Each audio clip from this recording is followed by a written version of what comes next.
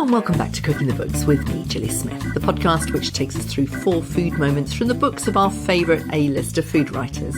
This week I'm with Urvashi Roe, whose journey from Gujerat through London's estates to Bake Off and her first book, Biting, which celebrates the snacking culture of her Gujerati family, is a fascinating story of modern Britain. How much more fun is it to experiment and get creative, right? And that's where I think the internationalness of the way we eat comes in now.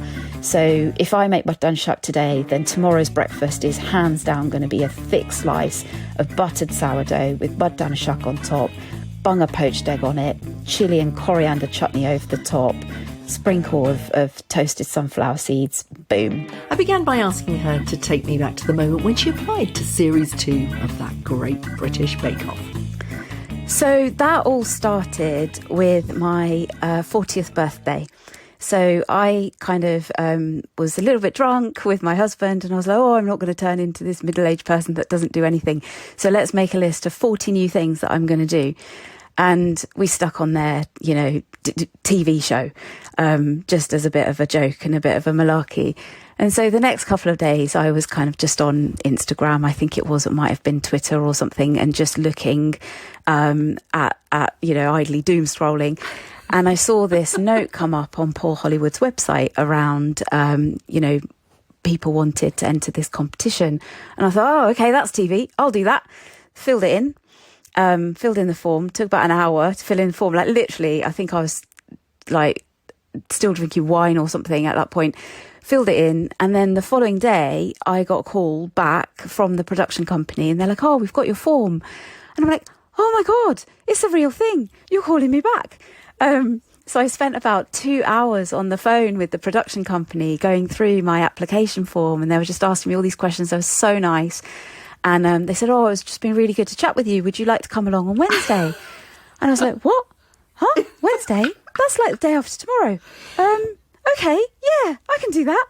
So off I went with one sweet thing and one savoury thing. And stupid me decided to bake bread rolls for my savoury thing. And I baked a pavlova for my sweet thing. And I didn't expect Mary and Paul to be there. And then I kind of turned up into this hall that they'd hired with my bakes, and Paul and Mary were there, and Paul kind of ripped into the bread and he opened up, like I'd made this chili focaccia, and he opened it up and he was like, do you know what that is? And I said, it's chili focaccia. That's brilliant, that is, that's really tasty. And I was like, okay, thank you, thanks very much. And then Mary Berry kind of tasted the pavlova and she said, aren't you a clever girl? That's ever so delicious. And I was like, thanks. This is so cool. I mean, had people said to you before that you were a good baker? Had you had lots of feedback on your cooking? Just my friends. Like every time we have friends over, I bake. Every time we do like Boxing Day Christmas parties. It's always friends at our house on Boxing Day. So I always used to bake loads of different things, and people would say, you're really good. But nobody you should enter a competition. That's just so not me. I'm a real introvert, and to kind of like go on TV, I think because for me it just happened very, very quickly. There were other contestants on Bake Off Series 2 that, they had a very long and drawn out process. But for me it was like application, call, into the audition, then the next audition, then psychiatric interview, then, you're in the final 12. And I'm like, oh my God, that all has just happened in the space of a week. And I didn't have time to think about it. And I think if I'd had time to think about it, then maybe I wouldn't have gone for it. I wouldn't have been brave enough. But do you know why that was? I mean, did they ask a lot about your backstory, which is fascinating and is such a sort of example of modern Britain? I used to be a TV producer, and as soon as you'd said Tanganyika territory, I'd have had you. Did they ask you about your backstory? Just a little bit, just in terms of, did you bake when you were little? And I said, no, I didn't do any baking really until I was about 12 years old. And I remember the milkman coming round and offering us this book. And it had scones and fairy cakes and, all of those usual bakey things in there. And that was the first time that I opened the oven door And for our Indian households, as you've probably heard, I think Nadia Hussain said the same thing. The oven is basically an extra cupboard. We don't use it to bake anything. So that was the first time really that I started baking by myself. But no, they didn't really ask about my background. They just really asked, do you bake? Do you bake with your children? Because my girls were really little at the time. And of course, everyone loves baking with toddlers, and we used to love doing that when they were little as well. Yeah. But a Gujarati girl who's really entrepreneurial and really go-getting, great stuff, because what I love about Bake Off and, those cooking competitions is that you actually do get representation of modern Britain on those competitions in a way that you probably don't, or certainly didn't around that time on, amongst the TV chefs. You get to see, how people were brought up around food. Immigrant culture is full of stories, and that's what your book is about, biting. Let's just go into that. So, in the introduction is a big backstory of your entire family, living in Tanganyika territory, also known as Tanzania, or became known as Tanzania. Take us through that early life of your grandparents, moving from Gujerat to Tanganyika territory as it was. So it was just really fascinating to speak to so many of my relatives. I think that one of the challenges that we have in our culture is that the elders don't like to talk about stuff. And I appreciate that, because it must have been really hard, right? Upping sticks and going to new far-flung kind of lands. So I never really knew how my family all ended up in Tanzania. Mum was born over there, and I knew that. I knew all of her siblings were born over there. But with Dad's side of the family, I hadn't realised how much of my father's life was actually spent in Tanzania until I started talking to him about the book. We went around the house, and he's got literally a suitcase full of paperwork. And it was just so amazing pulling out all of those different documents and looking at the dates and the passport stamps and the work permits, and just so much administration. And sitting him down in the first instance to just say, Dad, how did you come to be in Tanzania? What happened that sparked all of that was just a really fascinating discovery. And I remember snippets of it. So I went back to India when I was little with him. My grandfather wasn't very well. And I remember sitting on my granddad's lap, and he was showing me all these photos of days gone by. And equally, I hadn't clocked, obviously when I was that little, that they had spent so much time in Tanzania as well. And actually most of their working life they spent in Tanzania. So it was just such a lovely voyage of discovery to get my dad to open up and tell all of these stories. And speaking to my mum's brother in particular, he's in the book actually. There's a picture of him with his Tusker beer. He is just such a magnificent storyteller. And we went round to his house, and we just had the best day looking at old photographs, reliving stories of when Mum was little, when Dad was little, and Dad used to do this and Mum used to do this. And you start to kind of recognise traits in yourself and your children even. So I think that through the discovery of documents and photographs, I got a real sense of what it must have been like for them at that time. And if you take aside the transition and the journey to get there, which must have been ridiculous on a boat, right? Months and months spent on a boat. It seemed such a happy time. And, they're full of memories of going out and doing stuff. Well, I mean, it's escape, isn't it? Yeah, there was that real sense of escape, I think. But at the same time, there was an escape from a pressing situation in India. This is the sort of the 1930s, 1940s, wasn't it? Yes. But then, by the 70s, what was happening around the borders there was terrifying. People will remember Idi Amin, particularly in Uganda, just over the border of this wonderful life that your grandparents had built for your family in Tanzania. And once again, it's this story of people who are, it's a diaspora story that so many listeners will have heard or heard their grandparents talk about. And their parents probably, leaving a place that has a real threat, having had this wonderful life, bringing up a whole generation, and then you're on the move again. They had to get out. and India was the obvious place to go back to go home. So you were age 2 at that time. But very quickly, your parents decided, just a few years later, to come to London, start again. Yeah. And this is a story for so many people. And again, you go back to rock bottom, living in a flat over a shop in Tooting Broadway. When you describe all this in your introduction, tell us a little bit of the journey towards your first food moment, which is where you kind of land in Hanwell. I don't remember much, to be honest. And I think it's, again, through photographs that we have, these memories that are jogged. And I remember that we weren't allowed out. And I remember lots of tall people, white faces, and I hadn't seen white faces before. I was 5-6 years old. I hadn't really seen those kinds of faces. I'd never heard the English language spoken so much around me. So it was really alien, really, really alien. And it was really hard not to go to sleep every night, completely terrified. And I remember, my mum, my cousins would read us stories and, take us on a bit of an escape. And actually one of my cousins, my first cousin, Dinubai, who's in the book, and he used to give me books and he'd encourage me to read. And I think that it was just even looking at the pictures and learning how to just disconnect from all of this uncertainty that was around me to try and acclimatise. I mean, people have different coping mechanisms, and thinking back, I think that's probably what mine was how do I kind of start to integrate into this world? How do I start to speak this language?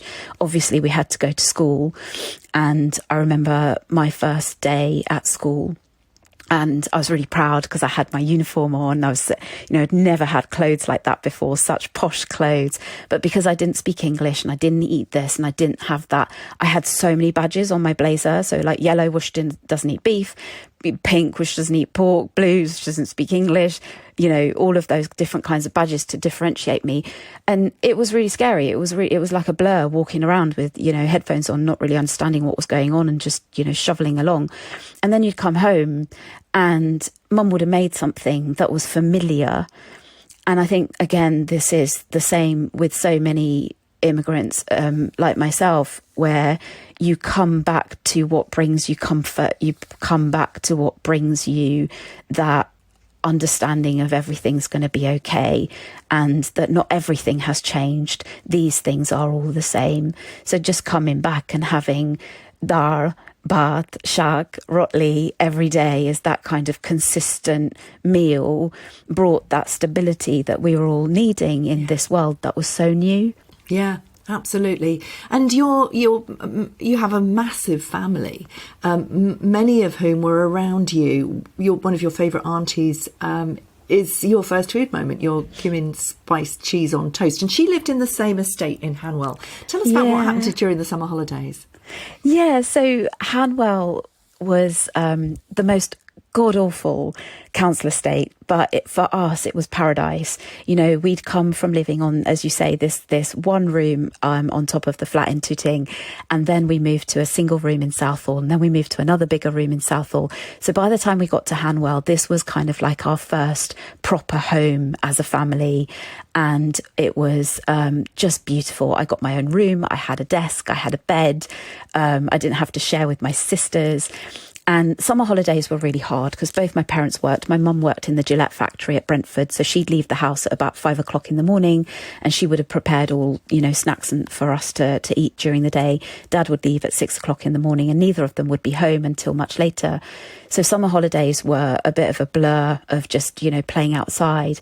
But one of my favourite aunties, she's passed away now, but Sushila auntie, she used to take us on an adventure, and we saw it as a huge adventure because it was on buses and we were allowed to sit at the top of the bus, and mum and dad never let us do that. So she'd take us to go and visit her mum in Edmonton. So to go from Hanwell to Edmonton, that was such a journey. And if we were lucky, we were allowed to kind of stay over a few days. So we'd arrive on this estate, and, the council estate was just another council estate. It was very similar to ours, but it was a tower block. And she lived way up on like the 8th or the 10th floor, I don't remember now. And we used to get up there, and you could just see for miles and miles and miles and miles, and all these beautiful buildings. And we'd have different food because Edmonton at that time, and actually it still is, I live very close to Edmonton now, was just this amazing community of different cultures and African, Caribbean faces, which felt so much more familiar to me coming from Tanzania. So I used to love going shopping with her, and she'd tie my scarf to her sari so that I wouldn't get lost. And we'd go and we'd buy bread and vegetables and cheese. And I'd never really had cheese before. So we'd come back and she said, okay, I'm going to make, this little snack, and you might not have had it before, but I want you to try it. We're always encouraged to try things. So she made cheese on toast, but it wasn't as, you and I would probably make cheese on toast now. We didn't really use the oven to do anything, as I said. So she would butter the bread, and then she'd put it down on buttered side up onto the frying pan, and it would just crisp up. So then you'd have this soft bit underneath, and then she'd take the soft bit off, and I would have to grate the cheese on top of that, and then she would put that underneath the grill, which in those days was on top of the hob, right, with the flame. So it was almost like setting fire to the cheese, basically. And then she'd drizzle it with a little bit of chutney and some cumin. Oh my God, it was just like the best thing that we'd ever tasted. And we'd have it like just slurping with milk or tea, sweet tea, looking out over the twinkly lights, on this council estate in Edmonton. And it was just the most heavenly thing. And I think that I remember it most, not necessarily even for how it tasted, but just the process. It was just such a new way of cooking food. Like, what is this thing that I'm grating? And it tastes really weird. And then when you melt it, it tastes completely different. So that's probably why I had that down as one of my favourite memories. Yeah, and you were already becoming a little cook. I mean, absorbing those memories along with the food and noticing how things were being made kind of stood you in quite good stead, because only 3 years later, at the age of 8, your mum had to go back and took your sisters, and you were left to look after your dad, who was working full time, and that meant you had to cook for him. That's your second food moment. Yeah, so mum had to fly back. Her dad wasn't well, so she went back to Tanzania, and my sisters were obviously, quite little still, so they went with her. And before she went, I would always help her in the kitchen, chopping stuff, peeling stuff. And she would, teach me little bits and pieces, but she'd never really taught me a proper meal before and how to put it all together. So, badadanu shak, i.e., potato curries. Shak is the way that we refer to curry. And I would chop the potatoes really, really small, because she told me that would make it much faster to cook. If I made them too big, then I'd get, a telling off.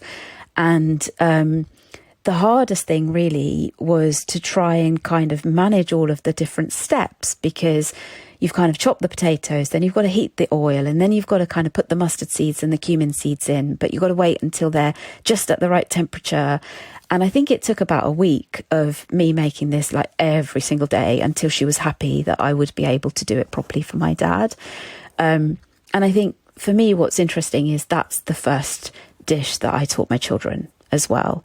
And, they were really little, and I used to have them up on stools, and we would chop the potatoes together. But what I did with them, which Mum didn't do with me, was I used to get them to put all of the spices in a little bowl. So everything was really ready for them to kind of write potatoes in, spices in, give it a quick stir, put the lid on.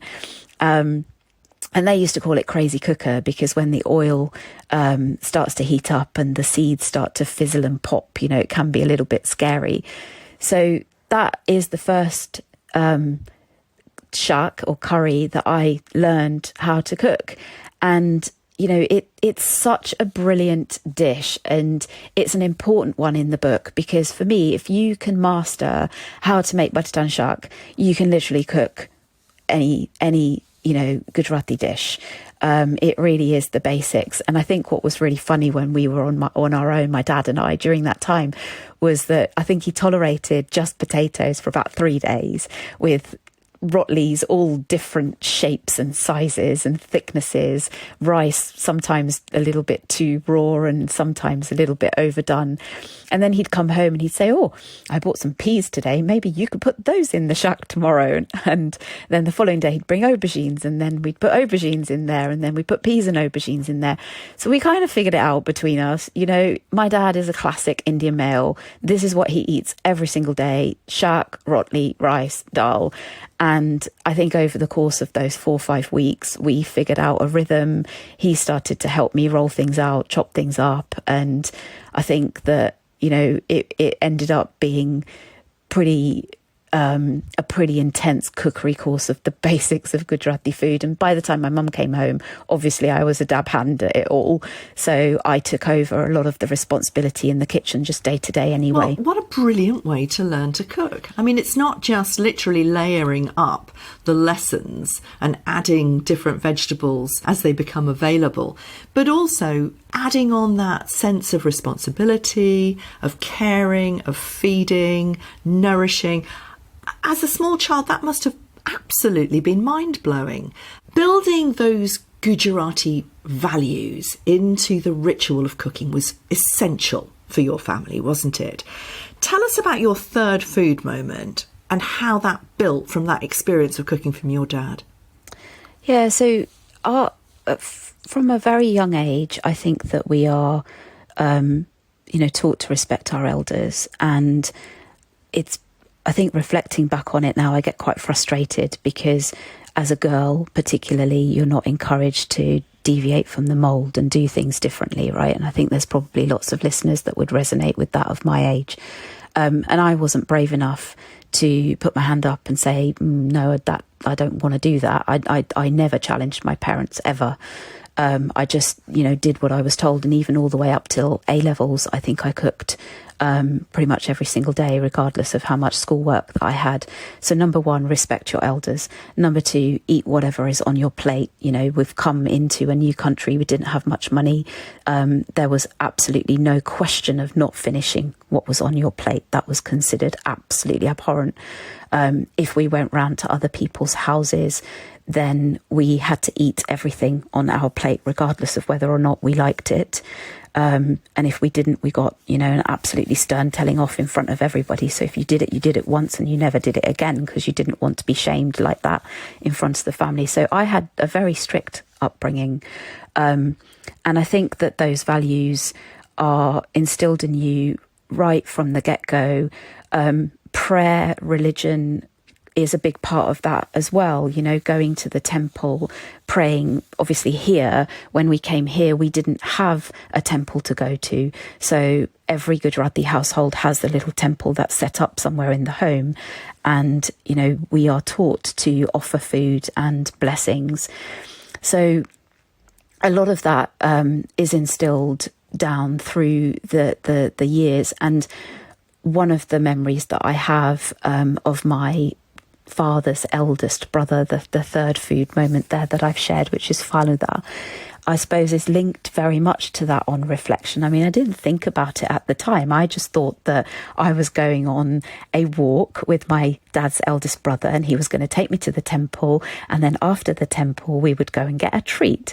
And the treat would either be faluda, which is this glorious rose milkshake with little semolina bits and basil seeds in it and a big dollop of ice cream and rose syrup. So I would either be treated to that or I would be treated to tutti frutti ice cream. But looking back on it now, I remember that there was a huge component of being well behaved, going round the temple and saying hello to the priest and seeking their blessings, going round to each of the deities and seeking their blessings and learning how to pray in the right way. If I did all of that well, then my father's brother would let me ring the bell at the temple, which was huge for me because I was so little I couldn't reach, and it was always really exciting to kind of be lifted up and ring that. And then we would go and get tutti frutti ice cream or faluda. So I kind of look back on that now and I think, well, there's so much of that all the way through my childhood. Every time that we had treats, whether it was faludal, whether it was sev, or whether it was the siro that's in the book, or whether it was shrikand, there was always an element of behaviour attached to it. We don't get things like treats unless we are good. And I don't know if that's right, to be honest, Gilly. I think I haven't raised my children in that way. For me, it's kind of very much more balanced now. But because things were expensive, because things were hard to come by, that was very much how I was raised. This is our Darabat Shak Rotli that we're having every day. And today, actually, you know what? Because you've done really well in your exams, or you've done really well at school, or you were really good when we went to so-and-so's house, you can have a treat. You married an Englishman, coming from such a strict family and such a huge family. Where's the balance lie? Are you more Gujerati with your kids, or are you more English? I would say that we are neither. I would say that we are quite international with the way that we live our life and what we eat at home. With my husband, yes, he's the complete opposite of me. He's 6'2". He's born over here. Well, actually, he was born in Scotland, raised in England all his life. Middle England as well, not a Londoner. He was from Chipping Sodbury, over near Bristol. So they had like one takeaway, I think, Indian takeaway. Yeah, I mean, it wasn't easy. Marrying an Englishman. We've been married 25 years this year, and I'm really proud of my family for just welcoming him the way that they have. At the time back then, I remember he actually came back for his best man's wedding, and he went to see my father and asked my father for my hand in marriage. And I had absolutely no idea that he had done that. And my husband wanted to take me out for my birthday. And he said, I've booked a hotel and we can stay overnight. And I'm like, Tone, I can't stay overnight with you. I live with my parents. My parents are really strict. There's absolutely no way that that's happening. He said, no, I've cleared it with your dad. I'm like, what? You've cleared it with my dad? You've met my dad? When did you meet my dad? Well, I met your dad because, I wanted to ask him if it was okay for me to propose. And I'm like, what? When did this actually happen? I was absolutely mind blown that he had met my parents and that my dad had actually said yes. But I think coming back to values, Gilly, I think it's those values, right? He had done the right thing by my dad. He had sought my dad's permission. He had gone to meet my dad. He had explained to my dad how he would take care of me, and that, given my dad an insight as to the kind of person that he was. So that was great that we didn't have to have that hurdle. And then the second hurdle really was family, because trying to tell folks back in Tanzania that your daughter's going to marry this Englishman was pretty tough. And I remember the phone ringing off the hook, Gilly, when we told people and word started to get around the community that this marriage was happening. And I remember my parents being on the phone trying to pacify elders that everything was going to be okay. And I'm the eldest, right? So I set the tone. And I know that Mum was very fearful that, if we let you marry an Englishman, then nobody's going to want to marry your sisters because, you've gone haywall. There was very much that kind of mentality. But I think, I'm really proud of my family for kind of rising above all of that. Your fourth food moment is about the food that you had at your wedding. Tell us about the shrikand. Yes, so shrikand is the best dessert in the world. It was a really big deal at my wedding. We had this enormous bowl and I think I probably ate half of it. I insisted on an Indian wedding, absolutely wanted to have that. I deviated from all of the food that we have at Indian weddings. I wanted to have what my husband and I enjoyed eating. Oh, there's just so many desserts, but shrikand really is my favourite, Gilly. It is it's made with yogurt, and traditionally what you do is you get this thick wad of newspaper and you put the yogurt on there, and the paper sucks up all of the water, so you're left with this just pure thick curd, and then you sweeten that with caster sugar and cardamom, and then you add some saffron and some nuts over the top. And I am obsessed with shrikand. I mean, I had so much of it when I was pregnant with both of my children. I craved it when I have lived abroad, and it's the first thing that my mum always brings me when she comes to visit. Biting is actually a family term, isn't it? For snacking. Tell us why you wanted to do the book, which is essentially the story story as we've told it, but focusing on the snacks of your family. Yeah, so in Gujerati, we say katak batak. So katak means small, batak means bite. So that's kind of small bites. But in my family, we don't say katak batak, we say biting or biting. So, you know, if mum comes round and she'll start opening all of the cupboards at home, she's like, come on, let's make some biting. So it's really a family thing. Some people in our family will say biting just on its own, sometimes with the I kind of drawn out. So let's do some biting. Let's do biting with some beer, you know. So it really is a family thing. And I did a lot of research on this, Gilly, because I thought, is it just my family, or is it actually all Gujeratis that say biting, or is it just mine? And I think it is mostly our community. So yeah, I suppose the ethos behind the book came from an argument, or let's say disagreement between my mother and my husband, right? So when I was pregnant, after I had the girls, mum would come over and stay to, you know, help out with them from time to time. And I remember being in the kitchen one time and they were having this debate about small little bowls of food everywhere. We have a very small fridge, Gilly. It's a kind of under-counter fridge, so it's not very, doesn't hold a lot of food. And my husband must have opened it up this day and all he saw in there was just these little bowls of food. And he was saying to my mum, why have we got all of these little bits and pieces everywhere? You know, why do you save even this 2 or 3 spoonfuls of food? And my mum was trying to explain to him that you don't waste anything. She was absolutely gobsmacked of the thought of throwing just even 2 or 3 tablespoons of shak away. And she was trying to explain to him, well, look, you know, I can turn that into this tomorrow and I can turn that into this the following day. And she was trying to kind of get across this ethos. And I thought, oh my God, this is just so comical. And I think that if my husband had been taller, she probably would have smacked him around the head, right? But my mum is 4'0" and my husband is 6'2". And so just this it was like watching a tennis match, Gilly, going up, down, watching this interchange. And I thought it would just be so good to write this down, because I do think that ethos of not wasting what you have, which I've grown up with all my life, not just because we didn't have any money when I was little, but just generally our culture just doesn't waste anything, let alone food.